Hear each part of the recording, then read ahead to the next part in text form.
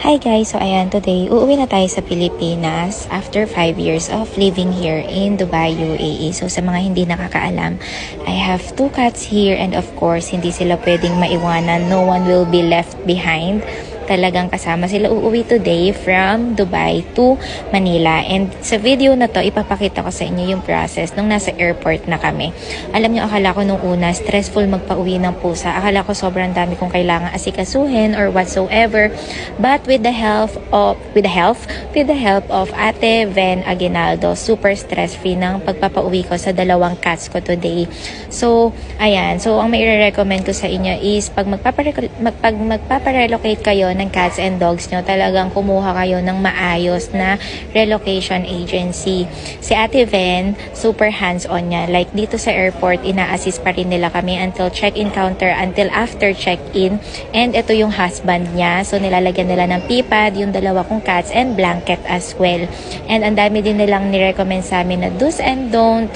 Like, hindi kami pwedeng maglagay ng water sa cage nila and then food kasi sa water, possible sila mabasa and food naman, possible daw sila ma-choke. So, naglagay sila dyan ng ice na matagal matunaw. So, pag nauuhaw sila during the flight is pwede nilang dila-dilaan na lang yung ice.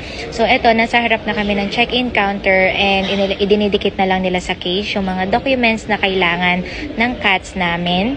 And then, nilagyan na lang din nila ng name tag, yung 2 cage, yung name nila. So, ayan, super hands-on talaga sila. Sobrang natutuwa ako kasi wala kaming blanket and pipad. And buti na lang, super prepared silang mag-husband. And sila na talaga yung nakikipag-usap sa check-in counter regarding sa mga kailangan ng cats ko nung nag-check-in kami. So, ayan, super duper thank you, Ate Ven. I cannot do this without you. And talagang super i-recommend kita sa lahat ng magpapauwi ng cats and dogs from Dubai to anywhere in the world. So, ayan, patapos na kami dito sa check-in counter na i-provide na nila lahat ng kailangan na papers and all. Ako wala talaga akong inasikaso. Disney princess lang ako naghihintay sa gilid. So dito, dinikitan na sila ng mga parang tag para maklaim ko sila pagdating sa Manila. And then after check-in naman, ibinaba na namin sila somewhere in basement and doon na namin sila idadrop. And yan na yung last na makikita namin sila. And sa Manila na kami magkikita-kita after. So ayun lang, bye!